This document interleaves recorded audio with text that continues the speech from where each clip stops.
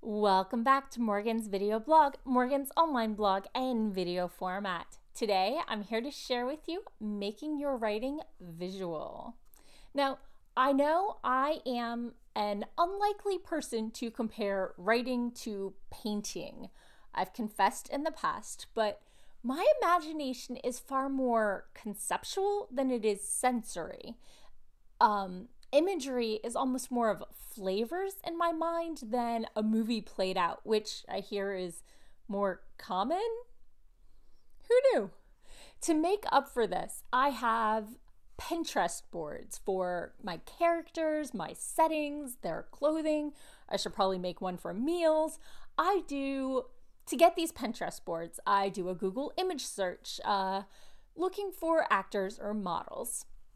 And I try to avoid non-public figures because I feel that they haven't volunteered to have their likenesses used in media, and it feels a bit stalkery, even thinking about tracking down pictures of a private person and using them.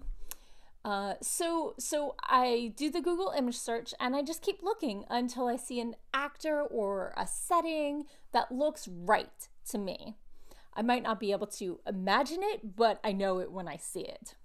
Like pornography, right?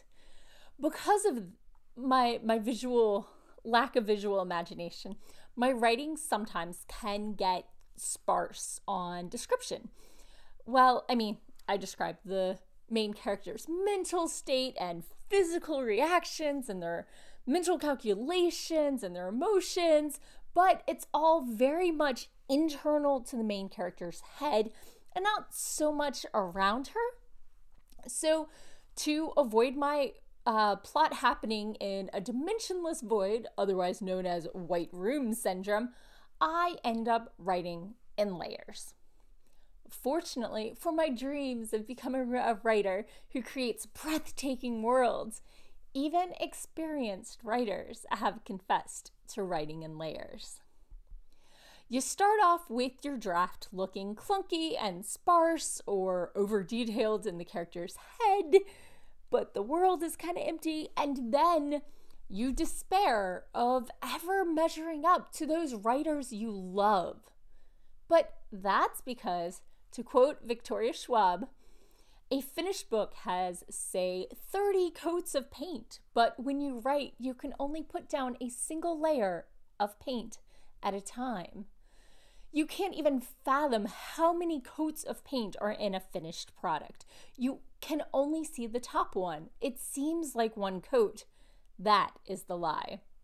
She says each and every draft, every revision, every polish is a coat of paint. Focus on putting down one coat at a time. And she's right. Several months ago, I went to a paint bar with my cousin. If you are unfamiliar, it's a bar where you reserve a table and at the set time, a teacher leads you through creating your own version of the painting for that night. Sort of like watching Bob Ross, only they have all the materials ready for you and plenty of snacks and drinks to keep you going. So that painting I made all those months ago, well, the instructor showed us how to fuzz out the reds and the oranges and give a haze suggesting leaves. But when I tried, I couldn't make myself do fuzzy leaves, and I ended up doing individual ones, and I just couldn't get the technique right. I found myself adding so much more detail on the leaves, but maybe not the grass, etc. Now, neither way clearly is right, detailed versus non-detailed, but based on the depth of where it's supposed to be in the painting, the parts have to blend and meld and hold consistent. A painting where portions in the foreground are in crisp clarity and others still in the foreground are a fuzzy blend of colors, when done without skill or plan, kind of looks amateurish and unpolished. Not that I hate my painting, but I wish I could have done better. Luckily, this painting is not something I'm planning on selling. Plus, I only had 3 hours to get it right. With my writing, I get a lot more chances. Although with painting, who knew you can just slap more paint on top of anything you get wrong and try again. So let's bring this back to writing.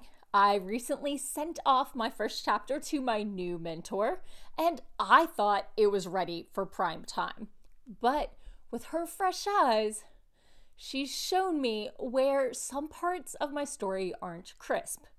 I can see where the colors aren't blended properly. Now, getting the balance between colors on a canvas is a lot like getting the balance between backstory and plot, detail and background.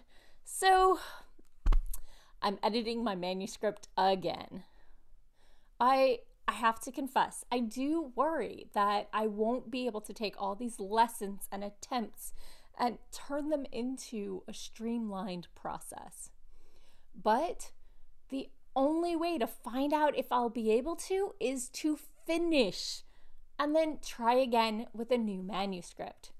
And I'm determined to create a world that even the most visual-minded reader will find entrancing. Are you a visual reader or writer? If so, what do you find yourself struggling to connect with in your reading? What do you find yourself having to go back after the fact to layer in? If not, here's a hug to all of us trying to fulfill the expectations of the visual reader. Let me know I'm not alone in the comments below. Feel free to subscribe and tune in, as always, next week for more writing tips and writerly musings. Bye-bye.